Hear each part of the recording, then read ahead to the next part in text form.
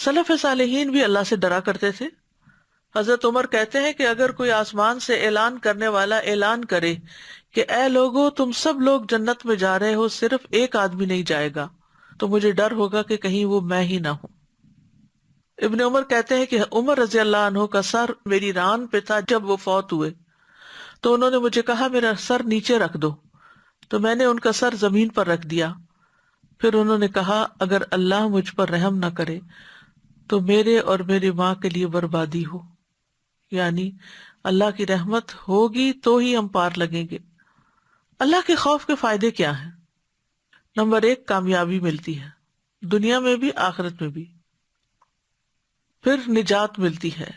رسول اللہ صلی اللہ علیہ وسلم نے فرمایا 3 چیزیں نجات دینے والی ہیں، جن میں سے ایک چھپے اور ظاہر اللہ کا ڈر، اللہ کی خشیت.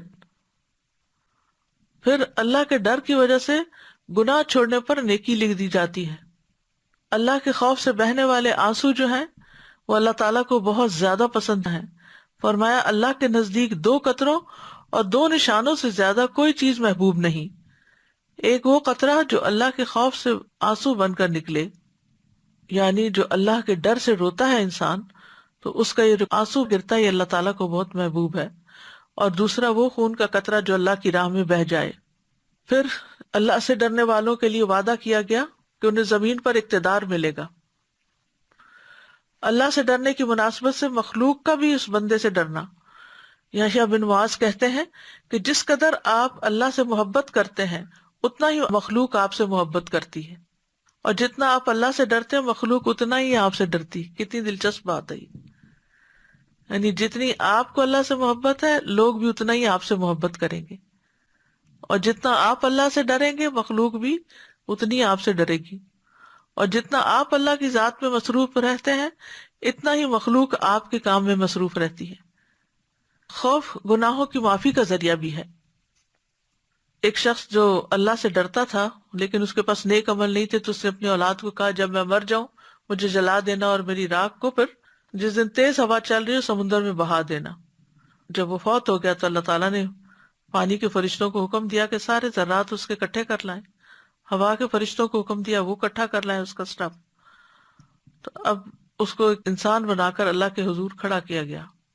تو اللہ تعالیٰ نے پوچھا کہ اس کام پر تجھے کس چیز نے مجبور کیا تھا؟ اس نے کہا یا رب آپ کے خوف کی وجہ سے. اس پر اللہ تعالیٰ نے اس کی بخشش فرما دی. پھر قرآن مجید سے پتہ چلتا ہے کہ مغفرت اور اجر کبیر کا باعث ہے خوف. ان الذین یخشون ربہم لہم مغفرۃ واجر کبیر.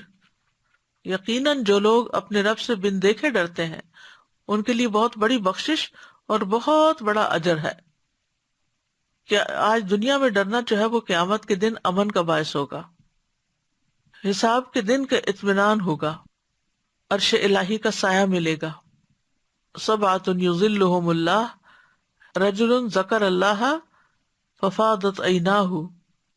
نبی صلی اللہ علیہ وسلم نے فرمایا 7 طرح کے لوگ وہ ہیں جنہیں اللہ تعالیٰ اپنے سائے میں جگہ دے گا.